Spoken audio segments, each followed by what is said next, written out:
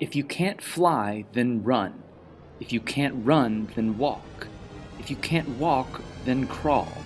But whatever you do, you have to keep moving forward. Martin Luther King Jr. Oh, hi! Mr. Lahasky here, and today we'll put a bow on the American story by taking a look forward and also a look back. The 21st century, now in its third decade, has been a transformative period in world and U.S. history. The rapid acceleration of technology that began in the 80s and 90s has democratized entertainment, education, political speech, and commerce. Political division has intensified, and political rhetoric has grown increasingly hostile. And America faces new threats, both foreign and domestic. Today, we'll look at just a few major issues facing the United States as it looks to the future, and we'll see what history has to offer in the way of guidance. We'll be doing this lecture a little differently today. As we've discussed in recent episodes, dealing with contemporary history is inherently problematic, since we haven't had enough time to fully analyze the effects of modern developments. So instead of drawing conclusions in the form of big ideas, we'll stick to a series of big questions. Here's the first.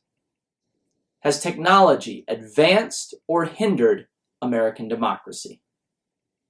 The digital age began in earnest in the 1980s, when consumers had access to the first personal computers, and soon after that, the internet.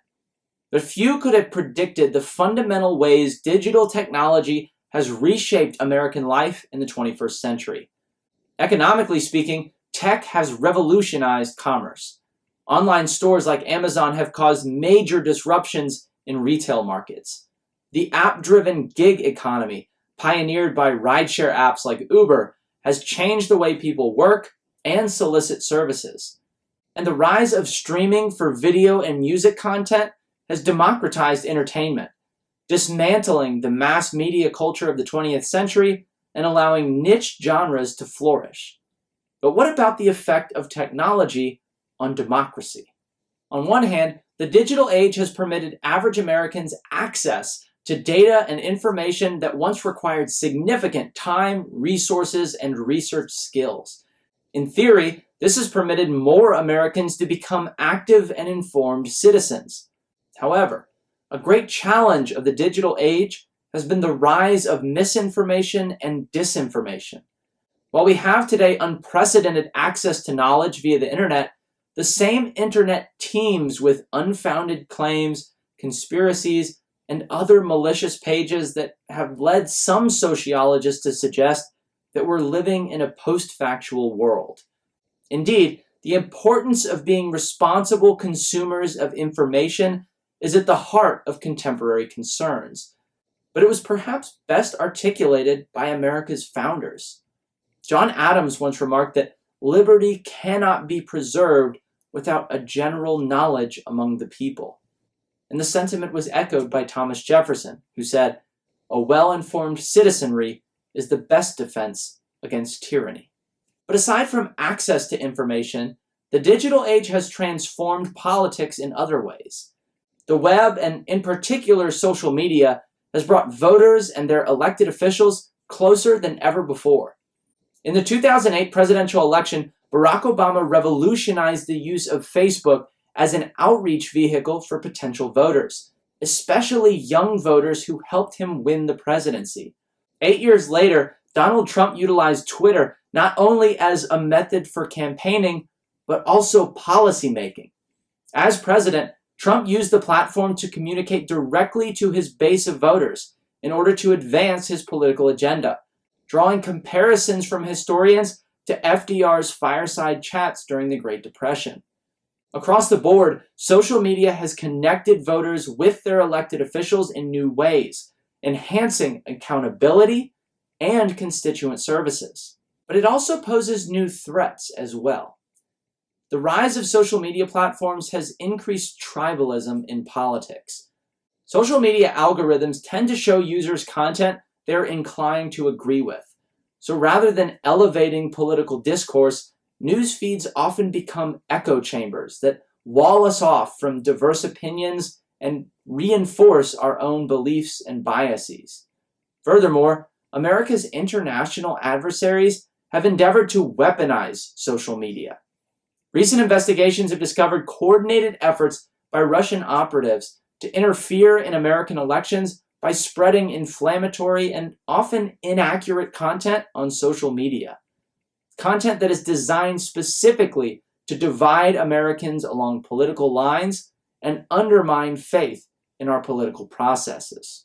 So perhaps, like any advance in technology, digital tech offers pros and cons, and it may be decades before we're fully aware of the net effect. And if the next 40 years are anything like the last 40, not even history can predict where we're headed. One thing is for sure, though, if democracy is to survive, it will need to adapt to a rapidly changing technological landscape. And speaking of democracy's survival, our next big question deals specifically with the institution's outlook and the challenges it will face. Are the most pressing threats to American democracy foreign or domestic? Since the turn of the 21st century, the United States has dedicated incredible resources to conflicts with its adversaries abroad. As we discussed in the last lecture, the global war on terror, spurred by the attacks on September 11, 2001, has commanded the attention of government agencies for decades. But the U.S. faces threats from elsewhere as well. In Europe, the echoes of the Cold War still ring in the rivalry between the United States and Russia. Russia's brand of democracy is but a thin veil for authoritarianism. And facing pressure from the Western world, Russian President Vladimir Putin has sought to justify and consolidate his own power by undermining democratic institutions around the world, most notably the United States. Meanwhile, in Asia, China has fast become a global power and has established itself as an economic rival of the U.S. Richard Nixon's opening of China in the 1970s helped to put that country on track to becoming one of the world's largest economies. The Chinese government has invested heavily in its industrial sectors, and it's become a manufacturing powerhouse. Ever since the mid-1980s, the United States has operated a trade deficit with China. But in recent years, the relationship has grown increasingly contentious, as American companies have complained about the Chinese government's predatory theft of American intellectual property. Between 2017 and 2020, Donald Trump took combative action against China's economic aggression by levying sweeping tariffs on Chinese imports. But these efforts failed to yield a favorable trade agreement, and may have backfired in the form of retaliatory tariffs on American farmers. As the 21st century ages, the conflict between China and the United States promises to grow. Further east, the United States faces another quagmire in North Korea. You'll remember that while South Korea successfully industrialized as a capitalist nation under the guidance of the US, the North has been characterized by its totalitarian communist regime ever since the Korean War of the 1950s. While North Korea remains a devastatingly poor nation, dependent on China for its survival, the Kim regime is heavily invested in its own self-preservation. North Korea became nuclear armed in 2006, and in 2017, it successfully tested an ICBM that put the United States mainland within range. Now, while a nuclear exchange with the North Koreans is unlikely, North Korea's nuclear capability does complicate America's position in the Far East and threatens to weaken long-standing alliances between the United States, Japan, and South Korea. So between North Korea, China, Russia, and the ongoing conflicts in the Islamic world, the United States certainly has its hands full.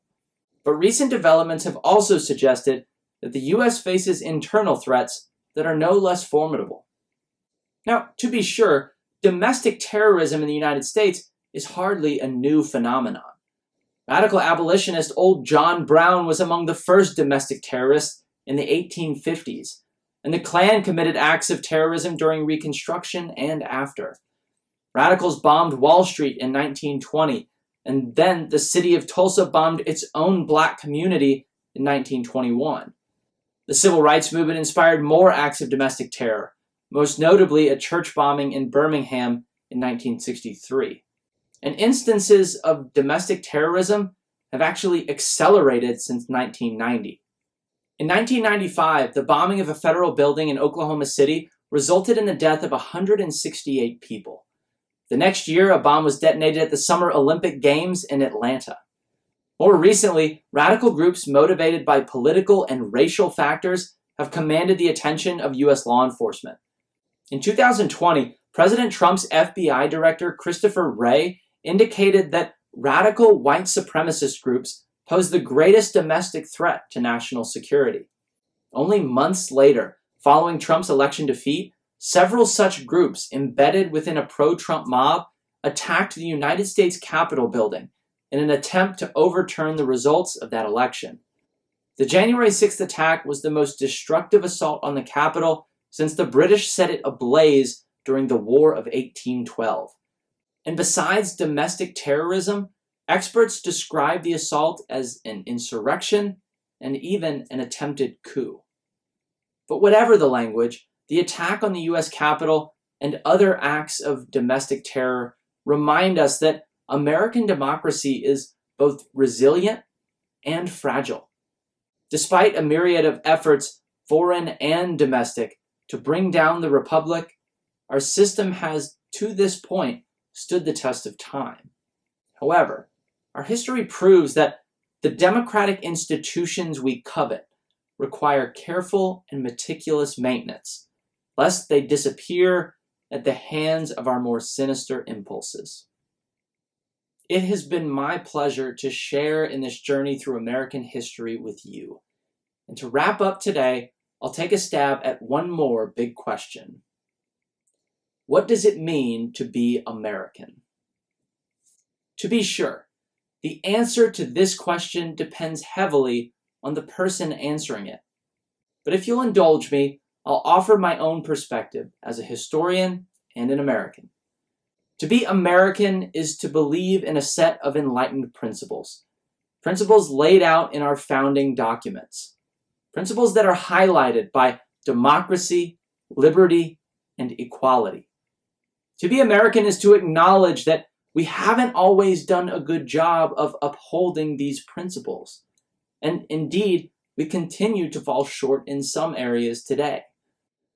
But the preamble to the United States Constitution lays out the fundamental objectives of this country.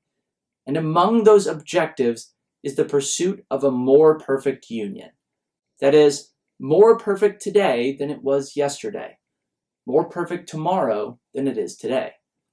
And though we may never achieve perfection, as long as you are guided by these principles, your generation may one day help the United States achieve the vision of John Winthrop, John F. Kennedy, and Ronald Reagan, to be a shining city on a hill, an example for the world.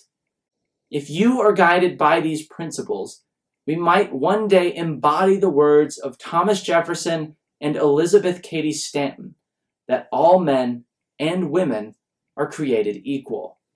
If you are guided by these principles, then the words of Abraham Lincoln will ring true, and government of the people, by the people, and for the people shall not perish from the earth.